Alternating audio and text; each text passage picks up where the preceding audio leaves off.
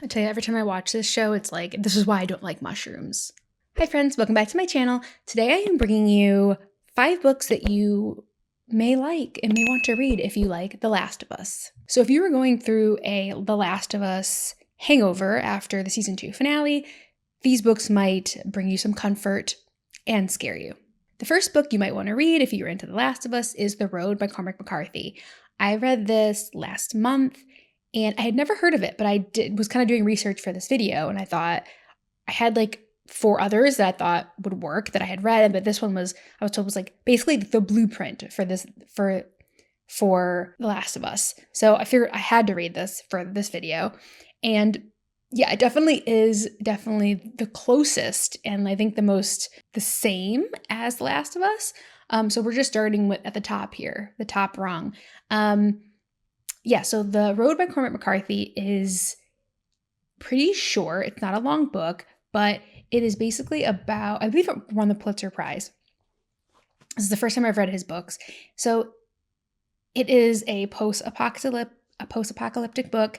We don't ever really know why the world ended. It seems to be environmental, but there is a lot of the details are vague. You don't know people's names. You don't really know where they are or exactly where they're going.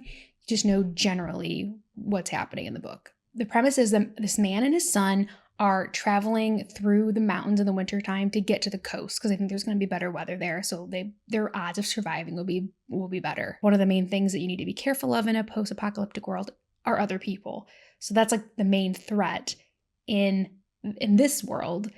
And so yeah, you never really find out how old the boy is. Sometimes he says things that are very childish. Sometimes he says things that are a little bit older, like maybe later elementary school age, but you don't really find out. But yeah, they're traveling through this part of the United States and they're trying to just stay alive. And there's a lot of scavenging and cold, a lot of like being really exposed to the elements, and of course running into like bad people. So this book is very bleak. It's very depressing. It's beautifully written, and it is written in a way that there's a lot said with not a lot of words, but it is intensely depressing. I would say the major trigger warning for this one, if I was going to tell somebody, oh, like I'm telling you to read this, I would say very disturbing depictions of cannibalism in this book.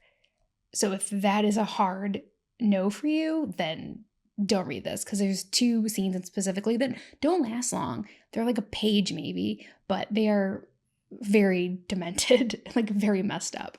And even when I was telling my husband about this book, I told him about one scene. He was like, oh my God. Like just hearing about it was disturbing to him. It's really a story about humanity and humans and like what you are willing to do to survive, what lines you will cross when it's your life on the line that you wouldn't have crossed in like the normal world. So that kind of like where that line is brought up a lot, like good guys, bad guys, and when everyone's trying to survive. So this definitely, I think, would be the #1 book you should read if you're on having a Last of Us hangover. The next book I would recommend is Year One by Nora Roberts. This is a post-apocalyptic world as well, and it's brought on by an illness. So an illness that spreads and it kills people.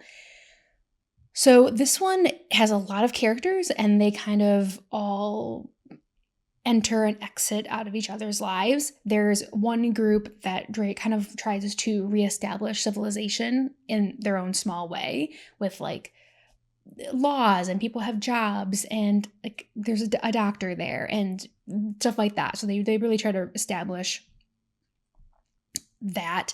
And there's a whole, again, humans sometimes are the most dangerous aspects of a post-apocalyptic world, and that is the same in this book. That definitely is, again, a theme in this, where they had to protect themselves from the bad guys, essentially. There is also an element of magic and like the chosen one trope kind of in this book. One of the people in the book, one of the ladies, she's pregnant and she's practices witchcraft. And there is specialness about the baby. Let's put it that way. And of course, all these characters have their backstories and their, family members that they've lost or are looking for. And so It's a big sweeping book, and there is a sequel to it that I read. I did not enjoy it as much as the first one. The first one was a 5-star read for me, and I think it'd be perfect if you like The Last of Us. The next book is Station 11 by Emily St. John Mandel. So this post-apocalyptic book was very popular, and they made a miniseries out of it, I believe, not too long ago, which was good. I read the book quite a few years before that. But yeah, it's a flu pandemic that takes over the world and kills a lot of people. But it all starts with an actor who has a heart attack on stage. And kind of after that, everything starts spreading and everything. I think he's like patient zero, if I remember correctly. But basically, it follows 20 years later, after like the world is kind of like settled down, but there is really no civilization left. Kristen is a woman that is an actor, and she kind of is a part of this like traveling troupe of actors that do plays. They go to like settlements and like, wherever little groups and towns are of people, and they do entertainment. Like they do a show, and I'm guessing for like, they barter for food and whatnot. And that's kind of, they have like costumes and everything. And so they just travel around in a wagon, visiting all these different places and doing their plays. And we kind of go back as well. We kind of get like flashbacks to her growing up through this like pandemic and trying to survive, and like getting to where she is now. And of course, there's always the bad human. So there's this prophet guy who is a threat to them, and they have to deal with that. Sound familiar? Like, humans are the most dangerous.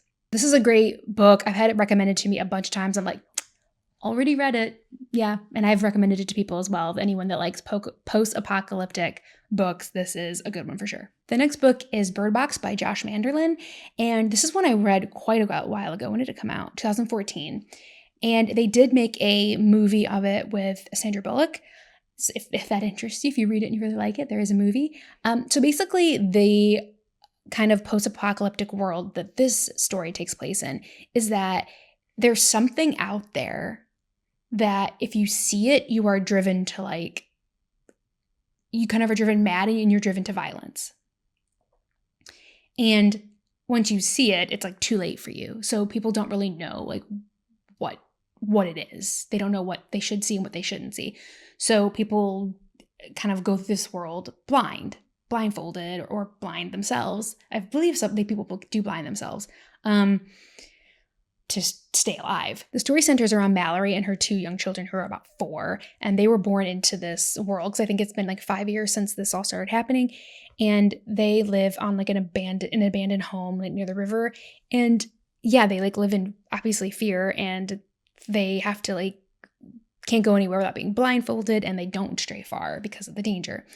And she just knows that this situation isn't sustainable, and she like, now that her kids are like, getting past toddler age, she wants like something for them. So she's going to travel to this place. I think there's like a rumor that there's like some place that's safe for them. So she takes the risk, and she travels in this boat down the river with her 2 children, and they're all blindfolded. So it's hard enough to like get around blindfolded. But she's going down like rapids and stuff blindfolded, trying to keep her children from drowning, all this stuff. But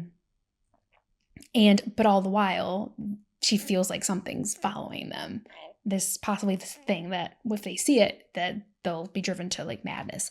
So it's a very fast paced, a lot of action in this one. And it's kind of like a smaller world. It's really just revolves around her and her 2 kids. The last book I'll recommend is The Girl with All the Gifts by M.R. Carey. And even really talking about this book, I think, is a spoiler. Let's just say it fits the theme of this video. But what I will say, you kind of find out as the character finds out things. So Melanie is a star pupil at this school where she's kind of held under lock and key. She's under armed guard with her other students. And she has like a favorite teacher, and this is what she knows, and she doesn't think anything's weird about it. But one day kind of everything falls apart.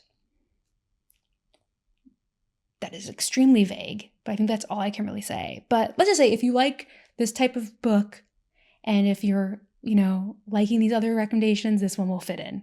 So, worst summary ever. All right, so those are 5 books that you might be interested in reading if you are feeling the loss of The Last of Us Season 2, which just ended. So, yeah, that's all for me. Please subscribe if you haven't already. And we have productivity and reading sprints about twice a week, so please stop in. We have a really fun group in there. We talk about life, but also recommendations, DNFs, venting about books, like bookish problems, whatever we want to talk about. It's fun. And you can also get some reading or house cleaning or whatever you want to do. We're just there to support each other in there. Yeah, so that's all. And I will see you next time. Bye.